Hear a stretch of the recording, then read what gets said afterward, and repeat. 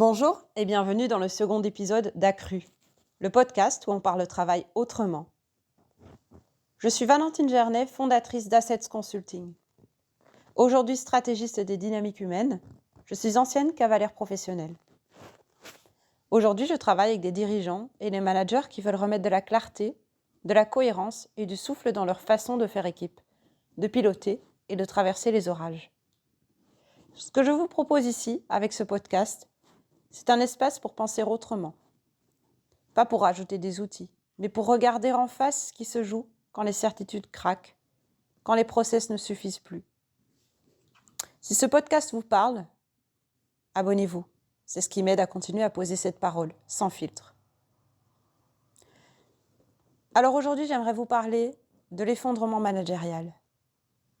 On parle beaucoup de crise, de charge, de post-Covid, de pénurie de sens. Mais ce que je vois sur le terrain, c'est autre chose. C'est un effondrement lent et silencieux des repères, des corps, des postures, des liens. Récemment, j'ai échangé avec un manager qui me disait « Je fais semblant, mais je sens que je suis de moins en moins là. » Et c'est peut-être la phrase la plus fréquente que j'entends aujourd'hui. Il ne s'agit pas d'un burn-out spectaculaire. C'est un truc qui est plus diffus, plus socialisé. Des gens qui tiennent debout, mais qui sont complètement désalignés de l'intérieur. Et pourtant, on continue à leur demander d'être solides, résilients, agiles, inspirants, motivants. Le mot manager est devenu une injection sous stéroïdes. Alors je crois que dans les moments où tout se dérobe, il ne reste plus de process, plus de certitude, plus d'énergie. Ce qu'il reste, c'est la posture. Et attention, je ne parle pas de posture comme on parle de savoir se tenir en réunion. Non. Je parle de ce socle intérieur, celui qu'on n'enseigne pas en formation. Ce qu'on construit parfois sans s'en rendre compte, au fil des tempêtes de la vie. Ce qui fait qu'on tient debout sans se crisper. Et qu'on accueille sans absorber. Ce qui fait qu'on reste présent, même sans solution. Alors un jour, en séance d'équicoaching, j'avais une manager qui est rentrée dans la carrière. Elle avait un CV impressionnant. Le cheval, comme d'habitude, est libre. Et elle est là. Elle essaye de créer du lien avec lui. Elle tend la main, lui parle. Elle s'approche. Rien ne se passe. Le cheval s'éloigne. C'était déstabilisant pour elle.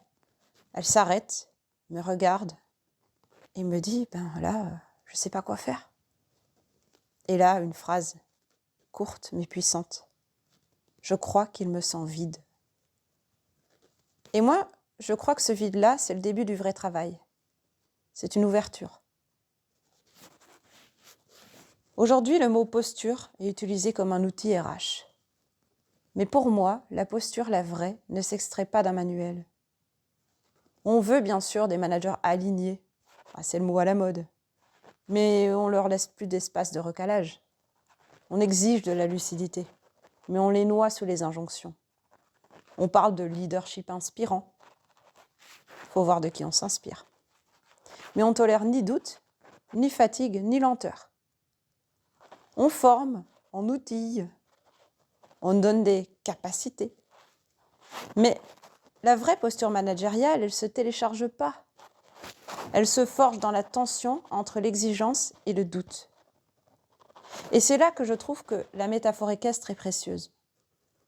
Un cheval qui est monté sans posture juste, c'est un cheval qui compense. Il se raidit, il fuit, il explose, ou il s'éteint. Alors, à long terme, il finit par boiter, ou il finit par perdre son brillant, comme on dit. Et en entreprise, c'est pareil. Un collectif qui est face à un manager qui n'est plus congruent, ça réagit.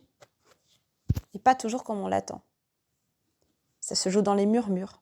Ça freine, ça sabote. Ou ça part en silence. Vous avez entendu parler du quitting ? Bien, c'est exactement ça. Et si on arrêtait de vouloir combler le vide à tout prix, et si tenir une posture, c'était pas réagir, mais habiter. Et si dans ces moments d'effondrement, le rôle du manager n'était pas de faire, mais juste d'être là, sans certitude, mais en pleine présence. C'est pas spectaculaire, mais c'est profondément transformateur. J'aime les managers qui me disent « Là, j'ai pas la réponse, mais je suis là ». Il est un point d'appui incroyablement rassurant pour une équipe en flottement. Mais pour ça, bien sûr, il faut un espace pour ressentir, il faut avoir le droit de ne pas savoir et, in fine, une culture qui autorise l'inconfort. Et aujourd'hui, malheureusement, très peu d'organisations en sont là. Certaines commencent à bouger, de manière timide, mais ça bouge.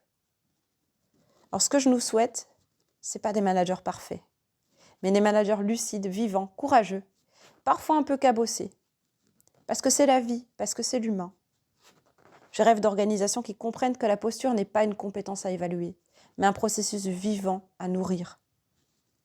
Et dans les tempêtes, qu'on sache faire un pas de côté, poser les outils et se demander, bon, comment je me tiens là maintenant ?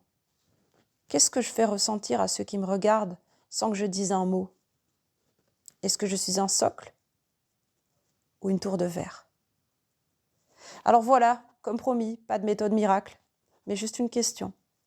Et vous, quand tout s'effondre, que reste-t-il de votre posture ? Pas celle qu'on vous a apprise, pas celle que vous affichez, mais celle que vous vivez de l'intérieur, que vous incarnez quand vous n'avez plus rien pour faire semblant. Merci de m'avoir écouté, merci de votre courage d'être là. Et si cet épisode vous a parlé, abonnez-vous, parlez-en autour de vous et venez m'écrire, je lis tout. On continue, à bientôt.